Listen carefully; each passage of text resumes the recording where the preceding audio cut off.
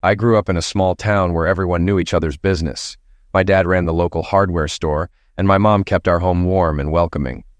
I had an older sister who, despite occasional sibling rivalry, always looked out for me. Life was simple, filled with helping at the store or playing sports with friends. My parents emphasized hard work and honesty, and my life was mostly straightforward. Things changed during my teenage years when I attended a prestigious all-boys private school, thanks to my parents' belief in education. It was there that I first encountered social class differences. The wealthy kids often reminded me of my lower middle-class background, leading to frequent verbal and physical fights. Despite the odds, I managed to hold my own. During this time, I met Greg Sands, a boxer who would become my best friend and change my life. Why do people do what they do? It's a question I often ponder, especially regarding those I love. My wife is unfaithful, though she thinks I'm unaware. The truth is, I've known for a while. My upbringing was normal, loving parents and an older sister. My parents valued education, so I ended up at a strict all-boys private school that prioritized football, religion, and academics. Being middle class among wealthy students was tough, and I never fit in. Snobby rich kids targeted me, and I frequently got into fights. To channel my frustrations, I joined a boxing class at the Police Boys Club. This decision changed my life. I met kids like me and, more importantly, Greg Sands. Greg, a talented boxer and the son of a cop, quickly became my best friend. After an initial knockout in the ring, we became inseparable. Greg also attended my school, thanks to his dad's connections, and together, we handled the bullies. One day, a bully insulted my family and I snapped, breaking his nose and knocking out some teeth. Greg, always loyal, had my back and took care of the other bullies. While Greg was kind to his friends, he was ruthless to his enemies. We quickly dealt with a few more reinforcements and thought nothing of it. They had done this to me before, and I usually tried to plot revenge, though it rarely worked. However, making rich enemies was a mistake. Douglas's father, a powerful businessman, was furious. He got Sandman and me suspended for the rest of the year, even though only a month of classes remained. He also had us charged with attack. Luckily, witnesses from the girls' school backed our story, confirming that Douglas started it. Sandman's dad, the deputy chief, also helped. While the attack charges were dropped, the suspension stuck, and Douglas's father even tried to make my parents pay for his son's surgery. I spent the summer working at my dad's hardware store, staying out of trouble. Sandman and I hung out, hit the gym, and ran together. He even tried to hit on my older sister, but she was headed to college and wasn't interested. Life stayed pretty much the same throughout school. Douglas Peterson vowed revenge, but I knew it wouldn't be physical since he'd met his match. Sandman became the heavyweight state champ, and I did well too, placing in the top 10. Sandman thought about turning pro, but didn't want to end up like his bitter uncle, who was broken from boxing. In our final year, we started dating girls from the neighboring school, and with our cars, we spent a lot of time cruising around. I lost my pureness to Susan Bates, but it wasn't love, just good times. Meanwhile, Douglas never forgave me for humiliating him. He had everything: money, looks, power, but he was only happy when hurting someone. He sought revenge by dating Susan, thinking I loved her, but I wasn't too bothered. Sandman and I eventually decided the Army was the best option since my family couldn't afford college. We enlisted together, missing prom due to basic training, which didn't bother us. I quickly realized the Army wasn't for me beyond my initial commitment, but Sandman thrived in uniform and aimed for special forces. After basic training, I returned home before starting officer training. Sandman teased me, but I knew I could handle it and eventually earn a business degree. This marked the first time in years we'd be apart, and I didn't realize it would be many years before I saw him again. Officer training went smoothly, and I graduated as Second Lieutenant Roger Easton. The business degree required more Army time, extending my commitment by 3 years. I was assigned to the Army History Unit, which meant office work, but I enjoyed learning about Army traditions and history, thanks to a great sergeant. I hadn't heard from Sandman in a while as he was deployed in dangerous areas. I worried, but knew he was well trained. Meanwhile, I found stability in my routine, studying for my degree and boxing when I could. The only thing missing was a good woman. Though I dated and had flings, I hadn't found someone I connected with, until everything changed. I returned to my hometown for a music festival weekend, planning to visit my parents, Sandman's folks, and catch up with friends over some beers. On Friday night, I got the latest updates. My dad was thinking about selling the hardware store and retiring, and Sandman's dad had become the police chief. though they hadn't heard from Sandman due to the secretive nature of his work. Saturday morning, after my run and breakfast, I helped my dad open the store. That's when I ran into Susan Bates, now Susan Peterson, who was in town for the festival with her cousin, Kelly. Susan mentioned Doug was overseas on business, and she introduced me to Kelly, who was stunning. We agreed to meet up at the festival later. My dad teased me about Susan being on the prowl despite her marriage, but I only had eyes for Kelly. After catching up with friends, I headed to the festival, where I found Susan, drunk and flirting with everyone, while Kelly looked uncomfortable. I joined them, bought drinks and food, and endured Susan's endless chatter about her life. She married Doug right after graduation, but it was likely a rifle wedding due to a pregnancy that ended in a mishap. Doug now managed international business for his father's company. Eventually, Susan left with Peter Morrison to check out his car, and Kelly, relieved, joked about her cousin's departure. We spent the rest of the evening getting to know each other, finding we had much in common. Kelly worked as a human resources manager at Peterson Corporation thanks to Susan's help. We ended the night exchanging numbers and planned a date for the following week. Things moved quickly between us, and after nearly 2 years of dating, we were very close. Kelly was traditional and wanted to wait until marriage for sex, which was frustrating but allowed us to grow closer emotionally. Despite the occasional presence of Susan and the lingering shadow of Doug, we made it work. Kelly's parents, though wealthier, accepted me, especially since her father, a retired general, and I found common ground through the military. After completing my degree, I proposed to Kelly, and she accepted. Her father gave his blessing, though her mother, less thrilled, insisted on a prenuptial agreement, likely influenced by Doug. The wedding went smoothly, though Sandman couldn't attend. His younger brother stepped in as my best man, and thankfully, Doug was overseas. It was a wonderful day, and even better, Kelly and I discovered we were just as compatible in bed as out. Life moved on as expected. We bought a nice house in a good neighborhood and started planning for the future. We both wanted kids, but first I had to decide between staying in the Army or switching to civilian life. We agreed I should use my degree, so I began looking for a new career. I got lucky and landed a job at a major bank overseeing internal and external security. The pay was double what I made in the Army, so I left the military. We immediately started trying for kids, but nothing happened. After a doctor's visit, I found out I was sterile. I planned to break the news to Kelly during a surprise cruise, but things changed when she announced she'd been promoted and would be traveling with Doug Peterson, now her boss, on a business trip. I had a bad feeling, but couldn't say much. Kelly assured me Doug had changed and was all business. The morning she left, Doug arrived in a limo with a grin, and they drove off. I spent the next few days sulking. Kelly called, saying everything was fine. Then, on Saturday morning, there was a knock at the door. It was Sandman. He looked tougher and more world-weary, but that's what war does. We hugged, grabbed beers, and caught up.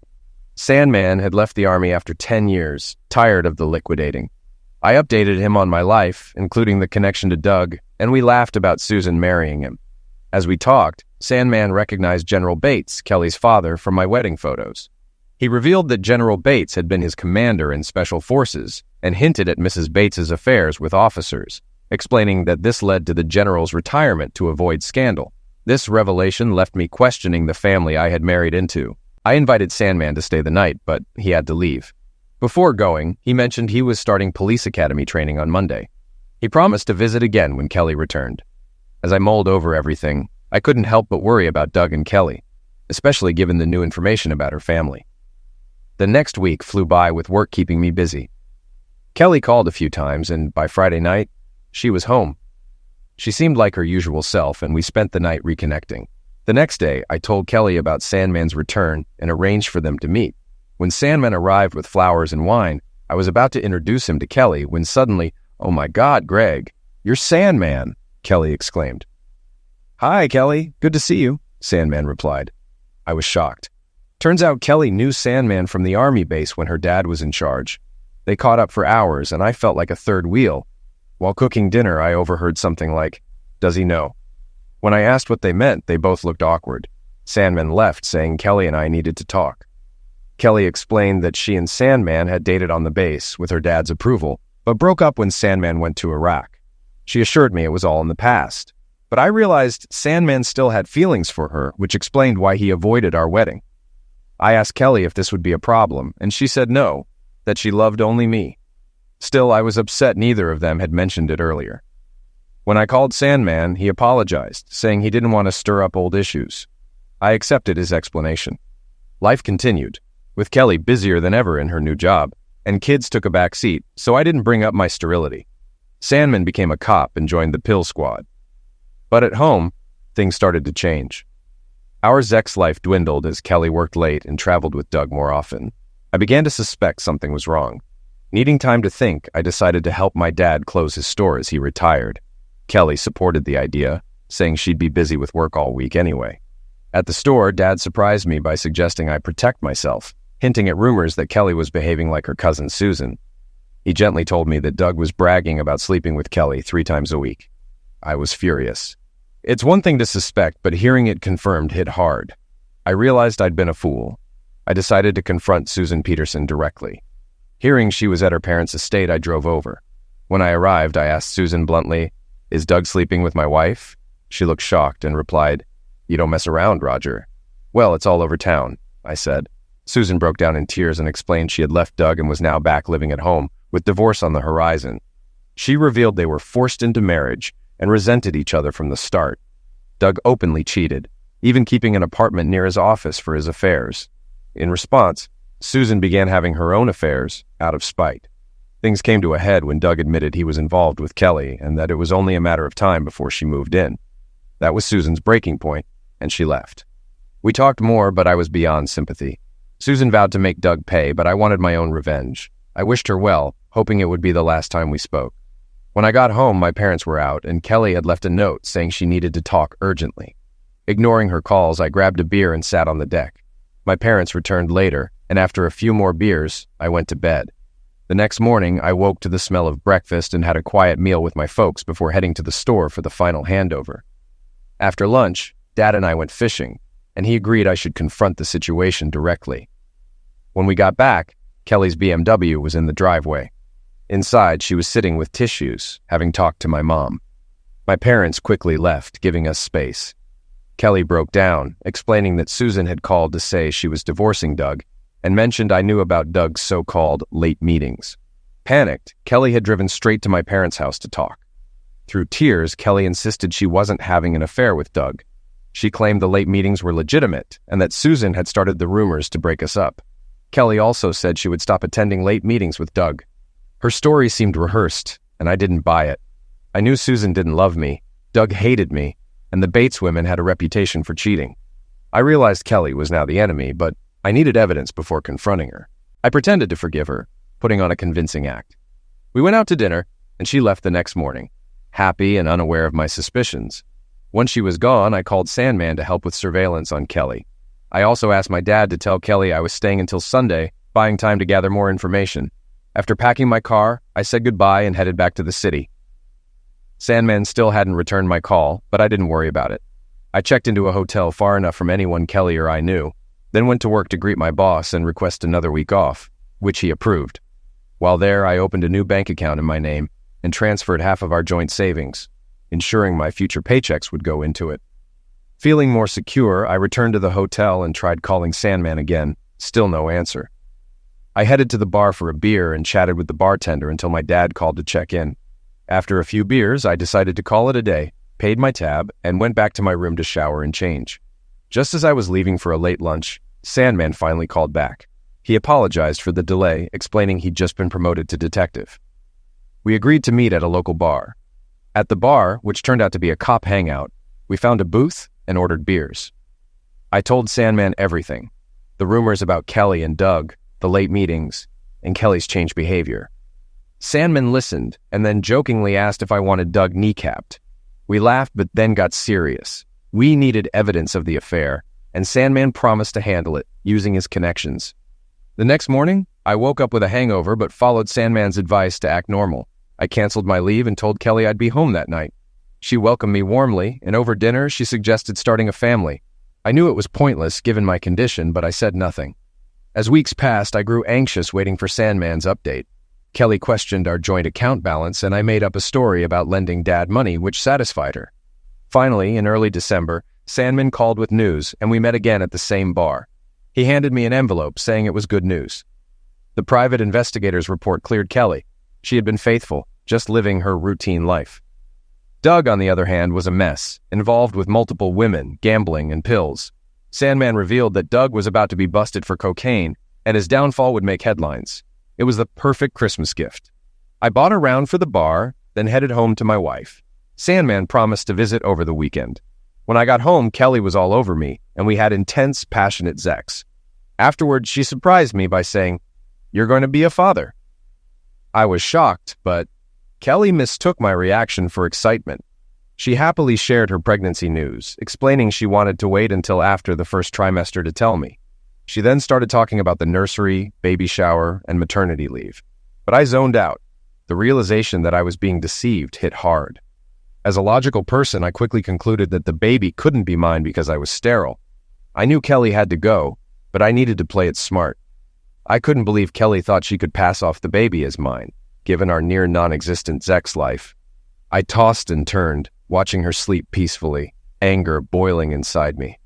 Unable to stay in bed, I went downstairs to my study. I even considered using my weapon, but decided against it. I knew I needed a plan. I realized my life was built on lies. I concluded that the baby wasn't mine. Kelly was a cheater, Sandman had betrayed me, and Doug was just a pawn. Feeling surrounded by enemies, I knew I had to pretend everything was normal while planning my next move. My first step was to reach out to Doug Peterson. The next morning, I left early, made a call to Doug's office, and left an urgent message. By mid-morning, it was clear he wasn't going to call back. I didn't want to risk going to his office and being seen by Kelly or her colleagues, so I decided to follow him instead.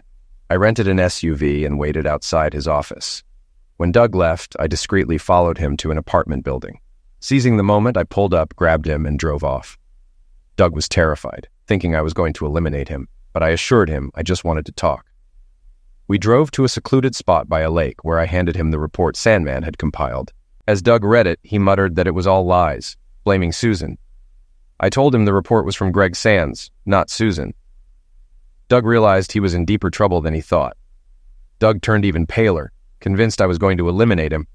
Instead, I surprised him by saying I didn't believe most of the report, except that he likely cheated on his wife.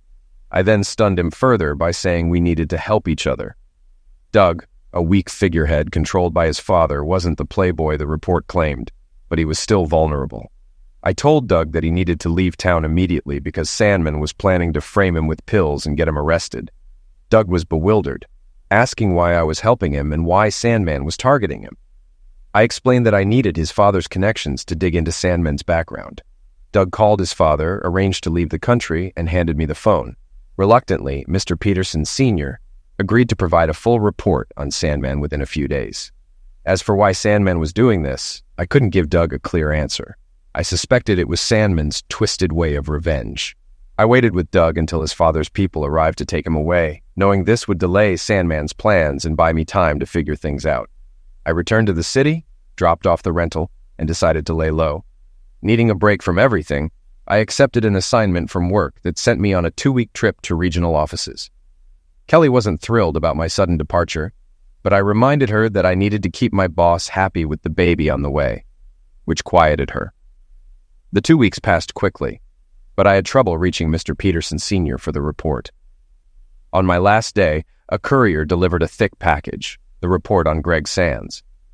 I spent half the night reading it, pausing several times for straight whiskey as the details unsettled me. The Greg Sands I knew at 18 had turned into a twisted individual by 28. The report revealed his violent childhood, including witnessing his mother's homicide.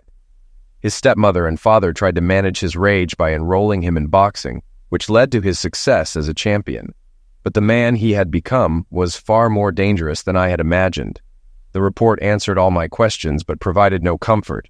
I realized I was just collateral damage in a long-standing power struggle. Worse, if Sandman discovered I knew the truth, he would likely eliminate me. There wasn't much of interest until Greg Sands joined the army. That's when everything became clear, and I realized I needed to distance myself. I knew about our basic training, but the real revelations came after Sandman completed Special Forces training. The key figure was General Edward Bates, who led Sandman's unit. They clashed constantly. Bates was ruthless, while Sandman valued righteousness and his men. Their biggest conflict? Sandman's relationship with Bates's daughter, Kelly. Initially, Sandman got involved with Kelly to spite Bates, but it quickly became serious. Kelly resembled Sandman's late mother, which deepened his attachment.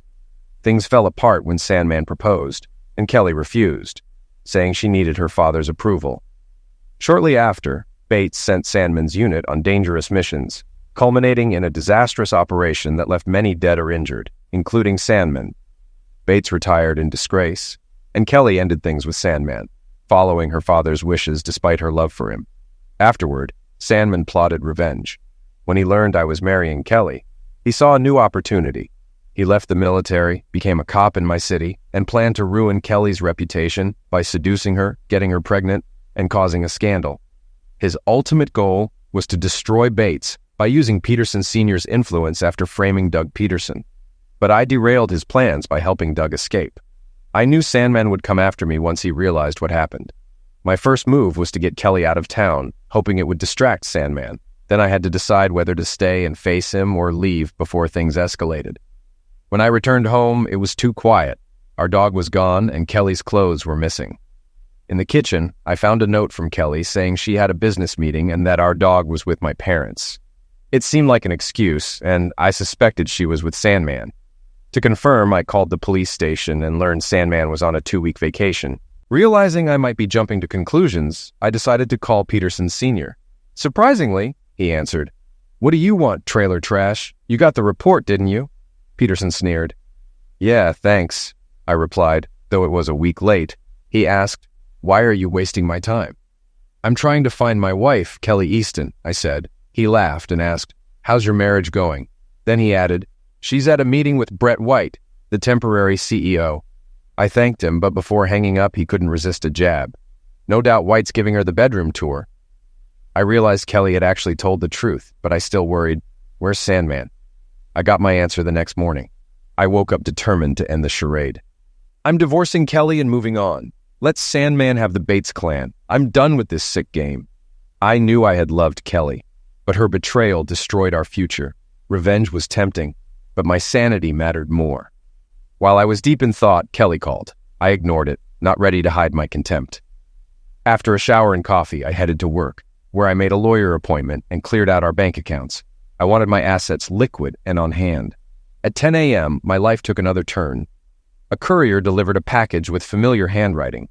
Inside was a videotape and 2 notes. One read, "I know," written in what looked like blood. The second was a newspaper clipping.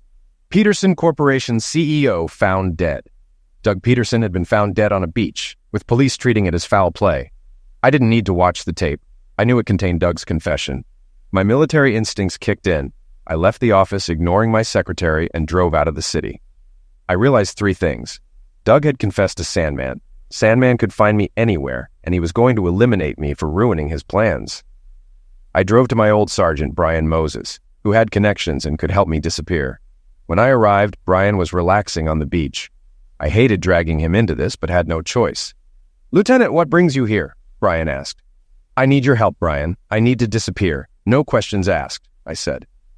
Understanding the seriousness, Brian made a call and took me downstairs for a quick photo session to create a new identity. We avoided the heavy topic and ate while waiting. An hour later, a guy arrived to handle the new identity. Brian put me up for the night, and as I tried to relax, my thoughts drifted to Kelly. Concerned for her safety, I made a call. She answered almost immediately. "Kelly, listen carefully. Get your things and leave the hotel immediately. Don't go home to your parents or mine," I urged. Kelly laughed. "Roger, what are you talking about? Are you drunk?" "No, Kelly, stay away from Sandman and run for your life," I warned. "Why would I do that?" she asked, confused. "Kelly, I know everything, including that the baby is Sandman's. He's not who you think he is. You've been warned," I said firmly. Before she could respond, I hung up and smashed my phone to prevent any tracking. I worried for my parents, but believed Sandman was focused on me, Kelly, and the general. After a few drinks with Brian, I went to bed. The next morning, I paid $10,000 for a new identity, now Justin Green, with all the necessary documents. I left the ID materials with Brian, who promised to arrange a new vehicle for me. But first, I needed Roger Easton to die. Years ago, a soldier under my command told me about his small hometown hell. It had a corrupt police force, but few major crimes, perfect for my plan. That night, I visited a nearby town's morgue, easily bribing the night attendant to let me see the John Doe bodies. I found one that matched my size and shape. Another bribe ensured the attendant would forget me. He mentioned he'd be on duty Saturday night, which fit my plan perfectly. I arrived in hell and booked a motel for 4 nights, making sure the staff remembered my name. The next morning, I made myself known around town, meeting locals, including the mayor, and telling them I'd be staying for a few days. After breakfast, I found the ideal spot for my staged end of life, a notorious cliff just outside hell where many had driven off to their end of lives. Everything was falling into place. Next, I needed transport for Saturday night. After some searching, I found a dirt bike for sale on a small farm, bought it, and loaded it into my truck. Later, I stopped at the diner for a late lunch and met Sheriff Baxter. He seemed lazy and incompetent, confirming my decision to avoid his recommended bar. That night, I visited a busy but seedy local bar. I had some drinks, made jokes with the locals, and bought rounds for everyone, which quickly made me popular. This place would work perfectly for Saturday night. Afterward, I drove to the cliff outside town, hid my dirt bike, helmet, and clothes, and then returned to the motel to sleep. I woke up early Saturday, confident everything was set. After breakfast at the diner, where I chatted with the locals and left a generous tip, I returned to the motel to eliminate time by watching TV and reviewing my plan. Lunch at a local restaurant followed, with more small talk and another big tip. By early evening, it was time to head to the morgue. I parked behind the morgue, hoping the same attendant was on duty. As expected, he left soon after, likely to score pills or booze. I quickly picked the lock, retrieved the John Doe body, and confirmed there were no new security measures. With the body loaded in my truck, I drove to the cliff, hit it, and went back into town. At the motel, I showered, changed clothes, and left everything behind before heading to the bar. The place was packed, just as I hoped. The locals welcomed me, remembering the generous out-of-towner. I bought drinks, acted increasingly drunk, and started buying shots for everyone. I barely drank, discreetly leaving bottles behind, but everyone thought I was having a wild night. At one point, the bartender, concerned, suggested I give him my truck keys. Thinking quickly, I threw $500 on the bar, yelled, "Drinks for everyone!" and slipped out as the crowd surged to the bar. I staggered to my truck, keeping up the act, and drove off, weaving until I was out of sight. I reached the cliff, parked, and retrieved the body from the bushes. Stripping off my clothes, I dressed the body in them, then soaked the truck and the body in whiskey. I opened the fuel tank, placed a fuel-soaked rag in it, and started the engine. As the truck rolled toward the edge, I lit the rag and watched it plunge down the cliff and explode. I hopped on my dirt bike and rode off, heading for my freedom. Early the next morning, I arrived at Brian Moses's beach house. Brian had bought me a knock-up truck and made an offer. I could hide out in a remote cabin his late father owned near a town called Last Chance.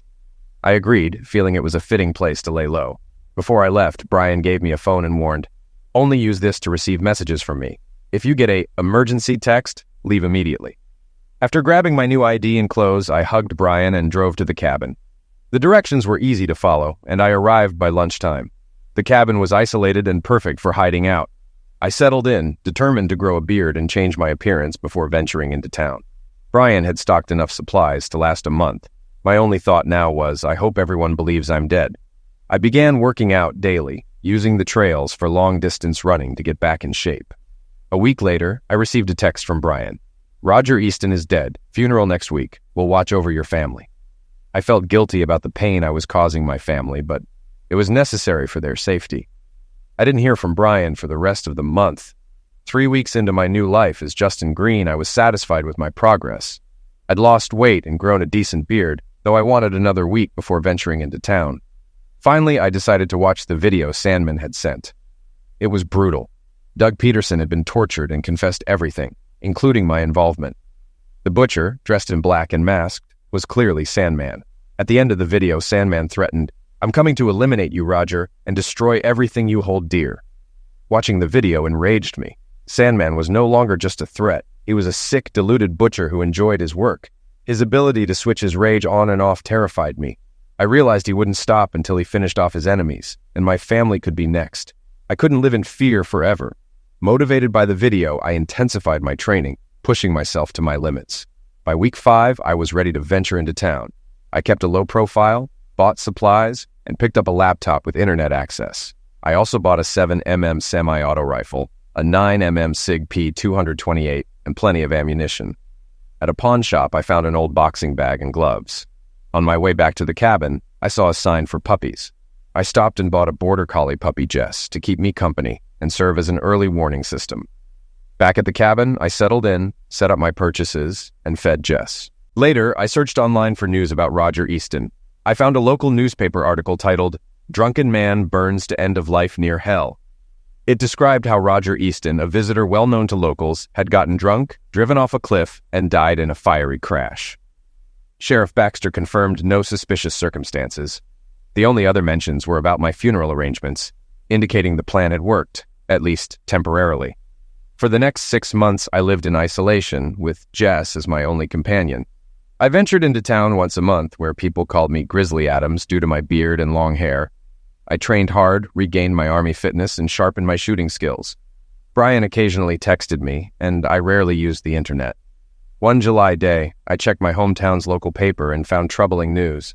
The Easton hardware store had burned down under suspicious circumstances 5 months earlier. Though the new owner had kept the name, I knew Sandman was behind it. It confirmed that he hadn't forgotten about the Easton family. What disturbed me most was a story about the tragic end of lives of a wealthy family. The article likened it to the Kennedy curse, starting with Susan Bates's end of life. She fell down the stairs in a drunken stupor and broke her neck. On the day of her funeral, her parents, along with General Bates and his wife, died in a car crash on the way to the service. This left Kelly Bates Easton as the sole heiress of the Bates fortune. The article mentioned Kelly was deeply traumatized, having recently lost her husband to self-destruction. I found that odd, since my end of life had only been reported as an accident. This new detail made me suspect Kelly was more involved in these events than I had initially thought. 2 other stories caught my eye. One was a wedding announcement. Kelly Bates Easton had married Greg Sands a month ago. The other was about Douglas Peterson Sr. suffering a heart attack and being airlifted to a city hospital. I wasn't sure if Sandman was involved, but I knew I had to stop hiding and take control. My first stop would be the hospital to see Peterson Sr., followed by a visit to Sandman. I packed quickly, grabbed my SIG P228 and my dog Jess, and hit the road. Jess, sensing my tension, was nervous on the drive. We arrived at Brian's beach house in the afternoon. He didn't recognize me at first, but Jess jumping all over him gave me away. "Lieutenant, nice look, Bigfoot," Brian laughed as we hugged. He invited me in for a beer, and after settling Jess with some water and snacks, I decided to tell Brian everything. I spent a couple of hours recounting the whole story, from my history with Sandman to Kelly's affair, her pregnancy, faking my end of life, and the recent end of lives of the Bates and Peterson families. I also showed him the reports and newspaper articles I had gathered, asking him to keep them safe in case anything happened to me. Brian was serious. "Lieutenant, Special Forces guys like Sandman aren't to be messed with. He's gone rogue." "I know, Brian, but I can't live in fear. I have to stop him," I replied. Brian offered to help, but I insisted he stay out of it, asking him instead to protect my family if things went wrong. After some convincing, he reluctantly agreed. Brian's biggest concern was whether I could actually eliminate Sandman. "If it's eliminate or be liquidated, I'll have to," I said, aware that I was up against a trained butcher with power and resources. I knew my chances were slim, but I had no choice. I had never considered liquidating anyone, but as the saying goes, evil triumphs when good men do nothing. I'd run long enough. It was time to face the music.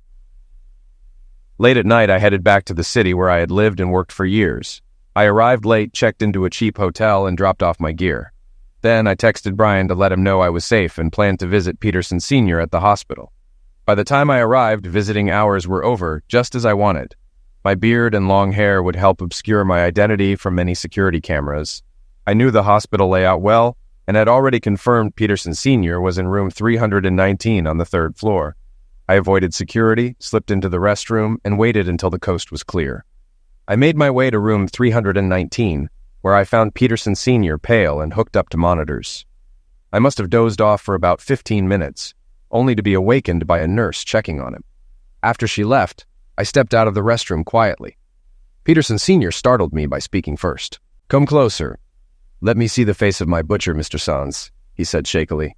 I turned on a small light, and he seemed surprised. "So Sands farms out his work now? What a gutless fool." "Get on with it," he sneered. "I'm not here to eliminate you, old man," I said. Recognizing my voice, he asked, "Easton, is that you?" He began to weep, but they were tears of relief, not pain. This was not the reaction I expected. Despite our past, Peterson Sr. seemed genuinely glad I was alive. We talked until morning, and I left the hospital with two valuable things: a key to a safety deposit box and crucial information. Back at the motel, I texted Brian and got some sleep. Waking up at 11 a.m., I showered, ate, and called the hospital. Peterson Sr. confirmed that I could access safe deposit box 112 under my new identity, Justin Green. Before heading to the bank, I stopped at a barbershop to shave my head and beard. I wasn't hiding anymore. Even with the change, you'd have to look twice to recognize me. I was leaner and more muscular.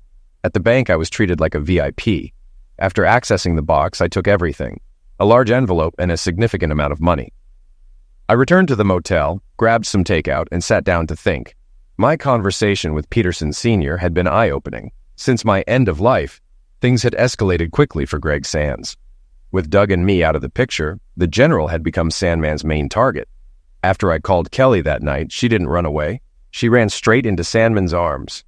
Rumor had it she was telling people that I had abandoned her when I died. Sandman and Kelly were thrilled to be together, though Sandman was frustrated he couldn't personally take me down. With me out of the way, only General Bates remained as a problem. Peterson Sr. assured me the report in the safety deposit box would explain everything. He was furious and grieving over his son's end of life, but even with all his money and power, he couldn't get to Sandman. He had started a reinvestigation into both Sandman and Kelly Bates. Kelly had quickly dropped the Easton name, and this time Peterson spared no expense. Initially, he planned to use me as a weapon against them, but then I died. Before his heart attack, Peterson Sr. had been planning to hire some shady characters to deal with Sandman. When I showed up, he decided to help me instead, believing my revenge-fueled determination could succeed where money couldn't. He called it bloodlust and had more confidence in me than I did. I took the key and promised to keep him informed. Sitting in front of the thick report, I started reading. Much of it was information I already knew, but it added details that made me realize how thoroughly I had been played. Peterson Sr. must have spent a fortune on it. Greg Sands and Kelly Bates were instantly attracted to each other years ago. The hatred between General Bates and Sandman was real, but contrary to earlier reports, Kelly hadn't refused to marry Sandman. Instead, they planned to elope, with Sandman leaving the army to become a cop. However, General Bates discovered the plan and had Sandman's unit deployed to the Middle East, hoping he'd be liquidated in action. When Kelly kept writing to Sandman, declaring her love, the general threatened to have him brought back in a body bag if she continued. In a rare act of selflessness, Kelly broke things off, fearing her father would make good on his threat. Heartbroken, Sandman hoped to reconnect with Kelly during R&R, but the general sent his unit into a deadly mission instead. Although Sandman survived, he was forever changed. After the general was forced to resign, Kelly never forgave him, and Sandman's rage resurfaced. Liquidating became his outlet, and his military training made him effective. As for me, I was just a pawn. Kelly, close to her cousin Susan, knew all about me through Sandman. She came to the festival with the intention of marrying me as a means to stay connected to Sandman. When the marriage lasted longer than she intended, she tried to push me away by denying closeness, hoping I'd leave. Her ultimate goal was for Sandman to return, become jealous, and reclaim her. Much of the report's information came from Susan Peterson, who, bitter over Doug's end of life, revealed everything Kelly had confided in her. Sandman returned to civilian life, seeking both Kelly and revenge on the general. When he found Kelly again, they resumed their relationship, and she became pregnant. Kelly then hinted at an affair with Doug Peterson to provoke me into either liquidating him or divorcing her, clearing the way for her and Sandman. When I approached Sandman for help, he saw an opportunity. He doctored the report on Kelly to keep me distracted, then planned to frame Doug for pill charges. Once that was done, Sandman intended to ally with Peterson Sr. by getting Doug off the charges and using him to destroy General Bates. The plan fell apart when Kelly told me she was pregnant because no one knew I was sterile. That confirmed her cheating, and I knew it had to be with Sandman since Doug's involvement was fake. I wanted quick revenge for both Sandman's lies and Kelly's betrayal. I realized Sandman was setting up Doug to push me into action, so I decided to protect Doug out of spite. At the time, I didn't realize how crucial Doug was to Kelly and Sandman's plan to eliminate me. When Doug vanished, Sandman was enraged and hunted him down. After torturing Doug, he discovered I had sabotaged his plan to get the general. In his fury, he sent me the video package, trying to provoke me into making a reckless move he could exploit. Complicating things, my call to warn Kelly inadvertently tipped off Sandman that I had left the city. She informed him, and he started searching for me. Only my quick thinking and Brian's help kept me and my family safe. When I faked my self-destruction, they were thrilled, and I became irrelevant, allowing Sandman to focus on the general. It seems Kelly and Sandman caught wind of people asking questions. They figured out Susan had talked and decided to eliminate her. Susan thought her money would protect her, but they saw an opportunity to remove her and the general without suspicion. They didn't care if Kelly's mother, aunt, and uncle died too. Susan went out for the evening, and when she returned, Sandman was waiting. He broke her neck, making it look like she had fallen down the stairs while drunk. Then they tampered with the general's car, ensuring it crashed on the way to Susan's funeral. Just like that, the Bates family was gone, and Kelly inherited everything: wealth and political connections. Sandman had taken out all his enemies except Peterson Sr. After a brief mourning period, Kelly and Sandman married. The only glitch was Kelly's mishap. Whether it was a natural loss or deliberate because they suspected the baby wasn't Sandman's, I don't know. Sandman likely planned to get rid of Peterson Sr. next, but the heart attack probably felt like a lucky break, as it could eliminate him off without their involvement. Reflecting on all this, I considered walking away. But then I thought about my mom, dad, and sister. If Sandman got bored, he might target the rest of the Easton family too. No, I decided. As my dad always said, when you've got a diseased dog, the most humane thing to do is put him down. I woke up the next morning wondering if it would be my last day. After a shower, I called Brian and updated him on my plan. I'm going to ambush Sandman at the Bates mansion. He and Kelly moved in right after her uncle and aunt died, and Sandman is on leave, so he should be there, I explained. I thanked Brian again for everything, and he promised to take care of my family, including Jess, if things went wrong. I spent the rest of the day resting and preparing. Once it was dark, I dressed in black, checked my weapon one last time, and left the motel. Driving through town, I reflected on my past with Sandman and how it had come to this. I parked far from the Bates house, grabbed my gear, and made my way to the mansion. Knowing the layout from my high school days with Susan, I reached the perimeter quickly. Using night vision equipment, I saw Kelly leaving in her BMW. I waited 5 minutes to ensure she didn't return before approaching the house. Peeking through a window, I saw Sandman in the dining room with a glass of wine. I quietly entered through the garage and crawled into the kitchen, staying low. Sandman was at the dining table with his back to me, engrossed in some papers. I prepared myself mentally, knowing I might have to shoot him in the back. As I raised my weapon, Sandman somehow sensed me and hit the floor. My first shot missed, and he fired back, hitting my shoulder. Pain shot through me as I realized he was armed, even on leave. I knew I was outmatched and made a run for the garage door, firing for cover. Suddenly the lights went out and I tripped. 4 shots hit the door where I had just been. Fear gripped me. Sandman was coming for me and I was losing blood. I decided to go out fighting. I fired blindly toward where I thought he might be, but I heard nothing. Then the driveway lights came on, revealing Sandman on the floor, dazed from a graze to the head. A knife lay between us, and as I reached for it, Sandman regained consciousness. "Never bring a knife to a weapon fight, Roger," he taunted. But before he could act, blood splattered as Sandman fell dead. Brian had arrived just in time. He dragged me outside, stopped my bleeding, and went back into the house for a few minutes before driving us away at high speed. When I woke up, I was at Brian's house, sore but alive, thanks to a retired doctor friend of his. I had been unconscious for days, but Sandman was dead. I returned to the cabin with Jess to recover and followed the news about Greg Sands' end of life. The police concluded that 2 armed intruders had ambushed him, and there were no leads. Brian had erased the evidence during those crucial 5 minutes, and Sandman was given a hero's funeral. But dead was dead. I planned to confront Kelly, but she knocked me to it. True to her selfish nature, she took her own life with Sandman's weapon, leaving a note saying she couldn't live without him. It felt hollow that I didn't get to end it on my terms, but she always stayed one step ahead. Now, I'm driving to Brian's beach house with Jess beside me for a family reunion. Roger Easton remains dead, but Jess doesn't care as long as Justin Green survives. As I drive, I reflect on love, friendship, and betrayal. The past is the past. It doesn't define the future. I will survive.